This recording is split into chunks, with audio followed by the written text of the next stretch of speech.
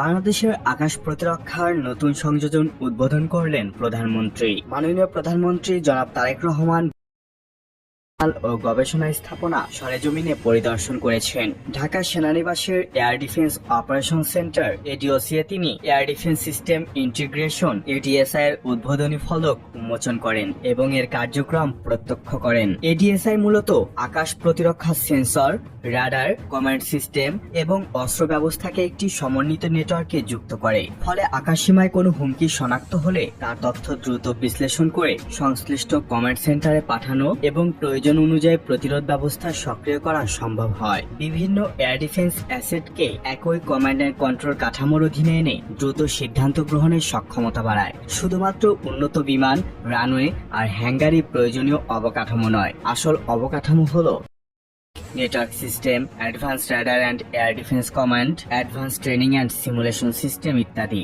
কারণ এসব ছাড়া আপনি কিছুই কিনতে পারবেন না, বা কিনলেও জগা খিচুড়ি হয়ে শোপিস হয়ে থাকবে। আর বাংলাদেশ এয়ারফোর্স এবং বাংলাদেশ আর্মি সেটাকেই গুরুত্ব দিচ্ছে। এয়ারফোর্স এবং আর্মি নেটওয়ার্ক শক্তিশালী না হওয়া পর্যন্ত নৌবাহিনীরও মেজর ডেভেলপমেন্ট সম্ভব নয়, তাই কিছুটা সময় দেওয়ার বিকল্প নেই। এছাড়া প্রধানমন্ত্রী পরবর্তীতে aerospace research and development complex এআরডিসি-তে বিমান বাহিনীর নিজস্ব প্রযুক্তিতে তৈরি UAV, kamikaze drone, interceptor drone ও ভিজুয়াল পরিদর্শন করেন। নিজস্ব প্রযুক্তির এসব প্ল্যাটফর্ম তৈরি করার সক্ষমতা বিশেষভাবে গুরুত্বপূর্ণ, কারণ ভবিষ্যতে যুদ্ধক্ষেত্রে ইউএভি শুধু নজরদারির মাধ্যমে নয়, intelligence, surveillance and reconnaissance, target acquisition, electronic warfare, precision strike এবং কাউন্টার ইউএস মিশনেও গুরুত্বপূর্ণ ভূমিকা রাখবে। বাংলাদেশের ভৌগোলিক অবস্থান, বঙ্গোপসাগর, দীর্ঘস্থল ও সমুদ্র সীমা এবং ক্রমবর্ধমান ড্রোন হুমকির প্রেক্ষাপটে integrated air defence plus indigenous UAV capability দেশের আকাশসীমা ও গুরুত্বপূর্ণ স্থাপনাগুলোর নিরাপত্তায় বড় ধরনের কৌশলগত গুরুত্ব বহন করে।